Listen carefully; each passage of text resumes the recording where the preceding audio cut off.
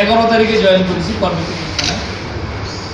ইতিপূর্বে আমি যে স্টেশনগুলোতে ছিলাম পাশাপাশি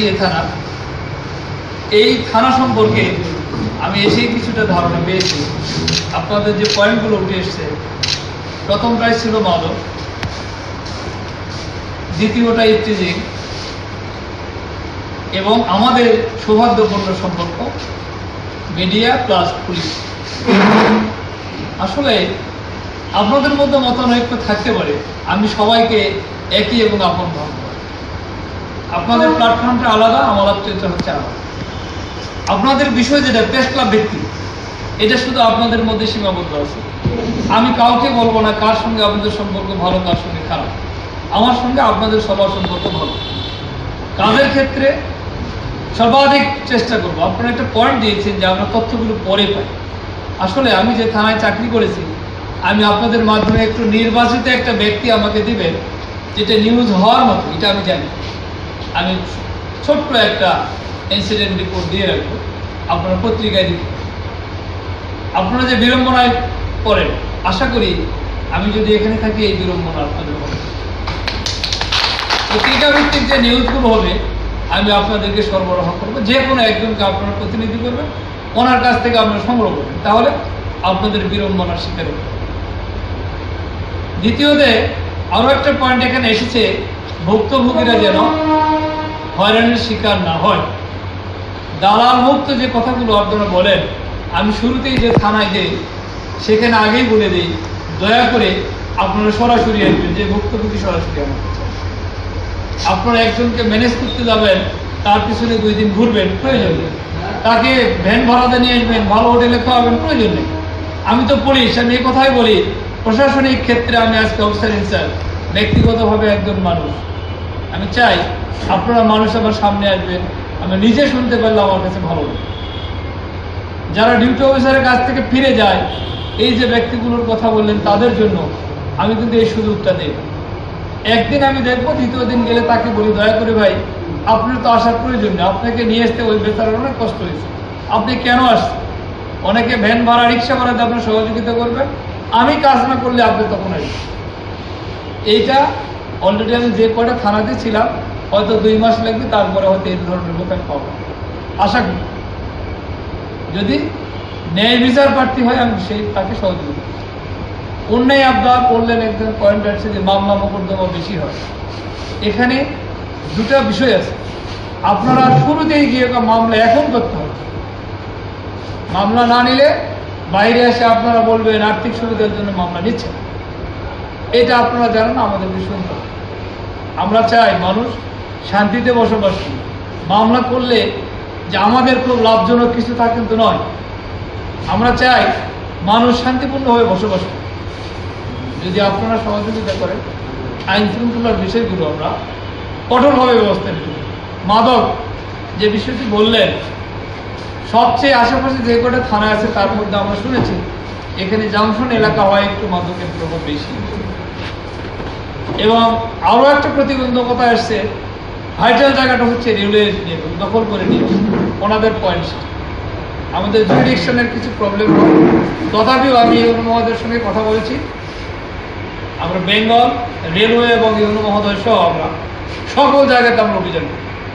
ইতিমধ্যে আমি জয়েন করেছি 10 তারিখে, 11 তারিখে আমরা কিন্তু বেশ কয়েকটা মাদকের মামলা দিয়েছি এবং ভ্রাম্যমান অনেকগুলো লোকের আমরা করতে পেরেছি।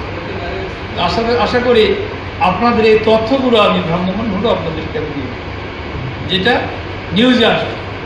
আমি জানি আপনাদের কোন নিউজটা পত্রিকায় ধরবে, সেটা আমার কিছুটা হলো অভিজ্ঞতা। আপনাদেরকে মিস করে আমার লাভ। এই পত্রিকার প্রথম কথায় যদি আপনারা আসে, আপনি এটা সম্মানিত। ভিতরে আসলে একটা পান, লাস্ট পেজে আসলে আরেকটা পান। তা আপনার প্রথম পত্রিকায় যদি প্রথম পেজে আসে, আমি বুঝি কোনটা আসবে কোনটা কিছুটা ধারণা আমার হয়েছে আপনাদের সঙ্গে চলাফেরা। এই নিউজগুলো যদি মিস হয়, আমাদেরও তো ব্যর্থ। এই নিউজটা মিস হলে তো আমাদেরও ব্যর্থ। আমাদের একটা ভালো আপনারা অ্যাচিভমেন্ট দেখালেন একটা নিউজ দিয়ে, এটা ভালো খবর, কেন আমরা আপনাদেরকে ধরেন? এই কাজটা আমি করব।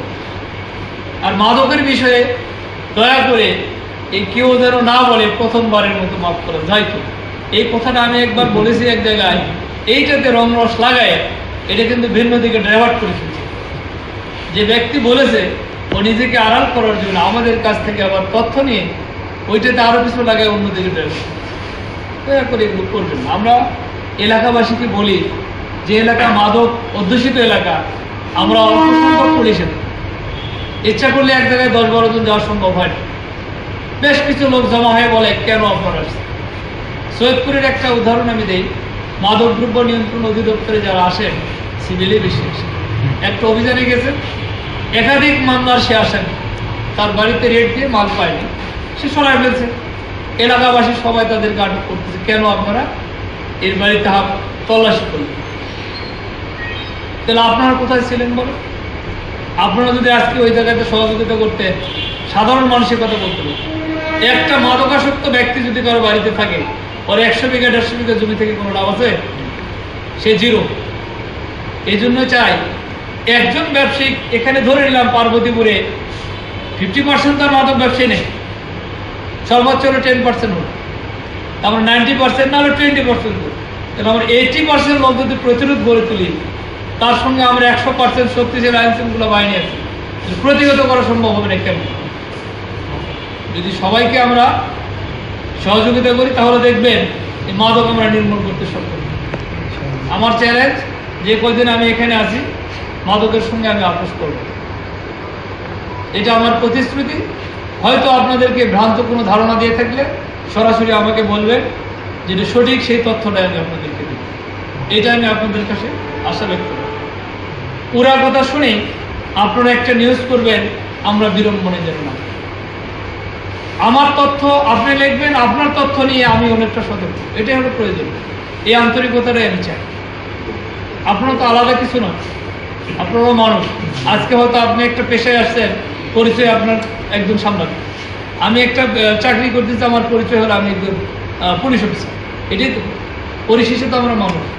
স্বল্প সময়ের দুনিয়া আমরা যেটা ভাবি আসতে, আমাদের সর্বগড় আয় হলো 60-70 বছর। বর্তমানে যেটা আমরা পেয়েছি গড়ে এবারে যায়। তাহলে আপনি আজকের একটা বিষয় ধরে নিলেন, একজনের সঙ্গে আপনার দ্বন্দ্ব রয়ে গেল 10 বছর বা 5 বছর, পারিবারিকভাবে হলো। এই যে 5টা বছর আপনার পরিবার বা আরেকজনের সঙ্গে আপনি দ্বন্দ্বে জড়াই গেলেন, আপনি কি ফিরে পাবেন এই 5 বছর? তাহলে লাভ কি? আমরা এগুলো ভুলে যাই। আমরা একে অপরের প্রতি সহানুভূতি থাকে, আমরা ভালো থাকতে পারবো। আর সার্বিক আইন শৃঙ্খলার বিষয় যেটা থাকবে, যদি কোথাও আপনারা তথ্য পেয়ে থাকেন, আইন শৃঙ্খলার কোনো অবনতি তথ্য থাকে তাহলে আমাকে জানাবেন। আমি ইতিমধ্যেই মাদক ব্যবসায়ের যে তালিকা আমি শুরু করেছি, আপনারা হয়তো আর 2-1 সপ্তাহ গেলে বুঝতে পারবেন কতগুলো মাদক ব্যবসায়ী আছে আমি এখানে অল্প সময়ের মধ্যে।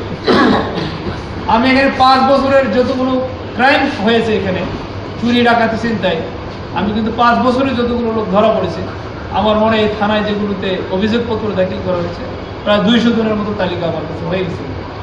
আপনাদেরকে বললে কয়টা দিতে পারবেন জানি না, উন্মুক্ত করে দিলাম, আপনারা দিবেন আমাকে, আমারটার সঙ্গে আমি কম্পেয়ার করব, দেখি আপনাদের কাছে কতটুকু তথ্য রয়েছে। তো যাই হোক, কথা বললে অনেক হবে। আমি আস্তে আস্তে আমাদের যে কার্যক্রমগুলো আপনাদের শুধু কিছুটা শেয়ার করব, বিশেষ করে অপরাধীদের সংক্রান্ত। যদি কোনো তথ্য থাকে আপনারা আমাকে দিয়ে সহযোগিতা করবেন। আর বেশি কথা না বলে আমার একটা জরুরি এক জায়গাতে প্রোগ্রামে আমি চলে যাব। তো আপনারা সবাই ভালো থাকবেন এবং সার্বিক বিষয়ে কোনো তথ্য থাকলে আমাকে একটু জানাবেন। আমার কাছে যে তথ্যগুলো আপনাদের প্রয়োজন, আপনারা একজন প্রতিনিধি দেবেন, আমি ওনার হোয়াটসঅ্যাপে একটু দিয়ে দেবেন। আপনারা সেখান থেকে সবাই ভাগাভাগি করে দিচ্ছি।